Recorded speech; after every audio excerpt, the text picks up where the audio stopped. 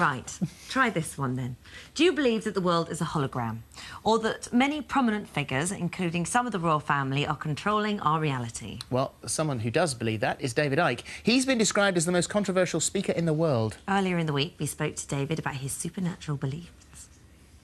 This is certainly one of those interviews that I have a feeling just sort of sitting here, it's going to be quite challenging. You have to open your mind. You've done an enormous amount of research.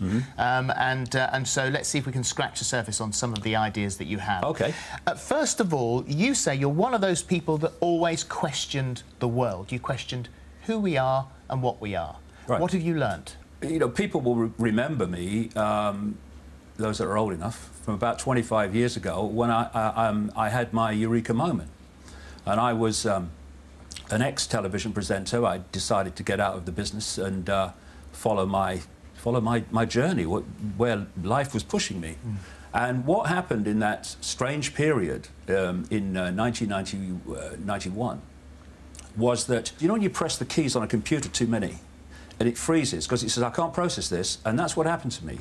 And that's when time warp stuck in. That's when media time warp locked in. It's official, Icke's a nutter, that's the end of it.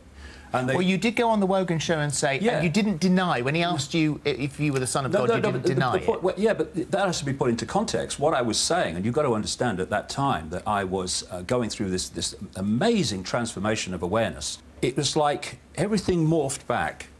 And people were saying to me, I thought you'd gone mad, mate. You're the same David Icke I knew. And I was, in terms of the way they saw me.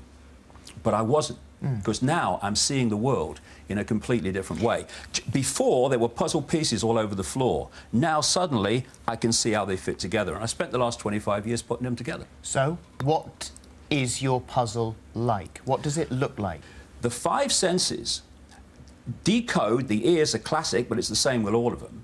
They decode waveform information, energetic information. Think of it as the wireless internet. The five senses turn that information from waveform into electrical information, same information, different form, which is communicated to the brain. So, for instance, if I bang my shin, I don't say ouch until that message has got to the brain. And the brain takes that information from the five senses and it constructs reality. And therefore, we are living in an illusory reality in terms of solidity. That's why that table, which seems so solid, is made of atoms, and atoms have no solidity.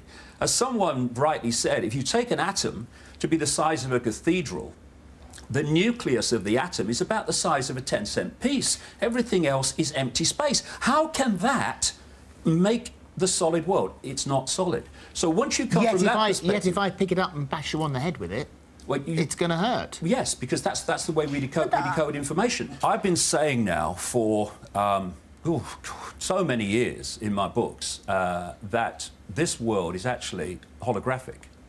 And a hologram is not solid, it's not physical, it's illusory solid, and it's illusory three-dimensional. Now, once you're dealing with something that's holographic, something that is a projection, you're no longer dealing with someone getting the metal and the stuff and all the rest of it and making a moon. Because it's a projection. It's a holographic projection. So the moon isn't real? No. Well, none of it's real, really, because it's all a projection. But is the universe a projection? Yes, it is. And that's what these scientific teams in Bonn and America have come to the conclusion So who's of. projecting the projection? Well, I mean, you can keep going on and keep going on, and that's why I keep going on. And these are the questions we need to understand. But once you're dealing with something that's not physical, limitation disappears. We have to expand our perception of the possible. You see, if you want to keep people in the box, keep people in the bubble, one of the fundamental ways of doing that is to suppress their perception of the possible. Because when you're doing things out here, people in the perception bubble will say, that's not possible, that's not possible, it can't be done, and they dismiss it when you can go on and do it without being challenged. Who's keeping us in the box, and why would they want to do that?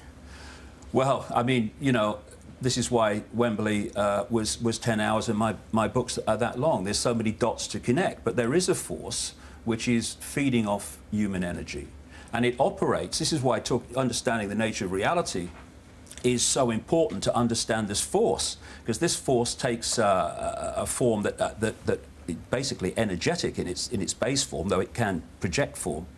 And it operates on the fringes of our perception band. So when people say, well, you're talking about these people, I've never seen them, well, you wouldn't, because they're operating outside. To sum that up, if it's possible, then it is like the Matrix, that we are being controlled. This is something that's being controlled for us. It's being made for us.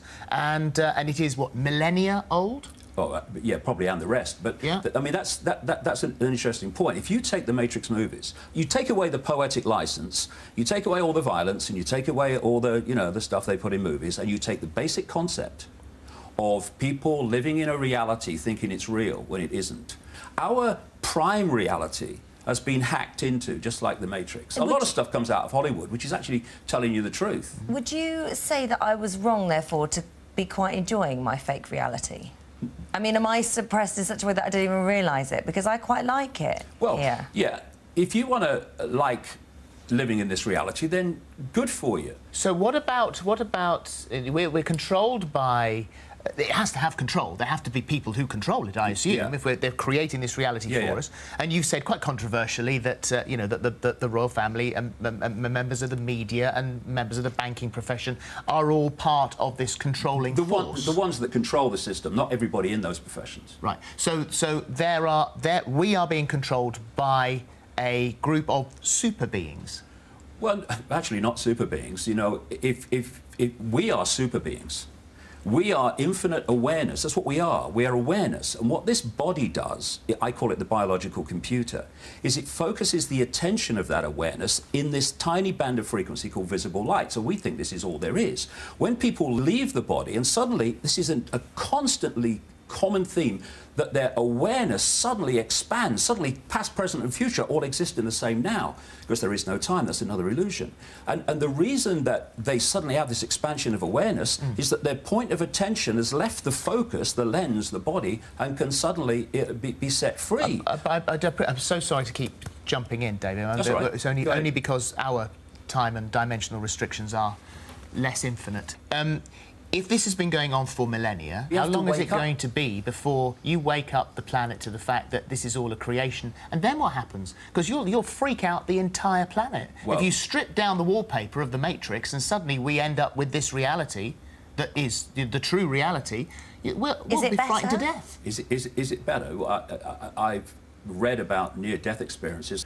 I've never read one that wanted to come back. This is in a sense, this place is hell. If the royal family are alien beings, or some of them, or some bankers, or some in the media, then you're talking about a global war to push them out? How do we get rid of them?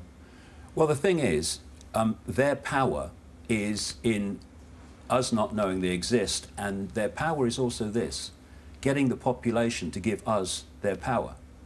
We give... Well, I don't, my goodness me, the very thought. But how many people give their power to the royal family? How many people give their power to governments? How many people give their power to bankers? All the time. So your reality is anarchy? No, it's not anarchy. It's the opposite. Do you think bombing innocent civilians from the sky to protect them from violence is not anarchy? Do you think lending money that doesn't exist, called credit, and if we don't pay them back plus interest, they can take our real wealth, our homes and our land and our businesses and stuff? Do you think that's not anarchy? People dying of hunger in a world of plenty is not anarchy. We have anarchy now. So when we expand our consciousness, we have anything but anarchy. We have intelligence, which is what we lack now. I have to ask you then, if your method is to spread the word, enlighten everyone, why did people have to spend £62 to go in and see your show, your talk at Wembley Arena? Why didn't you let them all in for free and do it night after night after night? Right. Why do they have to pay? Money, you say money is evil. How much? I don't say money is evil. I don't say money is evil. I say the money, the way it's used is evil, and the way it's created is evil. I didn't call it evil, but why isn't this free? Do you know how much it costs to publish a book? Do you know how much it costs to hire Wembley Arena? For one day. So you don't get any profit. It's only hiring the place out. I have not taken a single penny from the Wembley event. It's going to go forward for the next one in October 2014. I live, Philip, in a one-bedroom flat in Ryde, Isle of Wight, with a little office where I'd write all my books. I'll swap my income for yours any day. Mine doesn't exist. It's not a reality. Right, okay. That's fascinating, Well, thank you for this is coming what we're talking about. Here you go, human race. Get off your knees. The lion sleeps no more. David Icke, thank you very much indeed. Thank you very much. Pleasure. Thank you very much. Well, yeah. Regardless of what you think, it's fascinating. It is so fascinating. I've got so many more questions to ask him now as well. Yeah.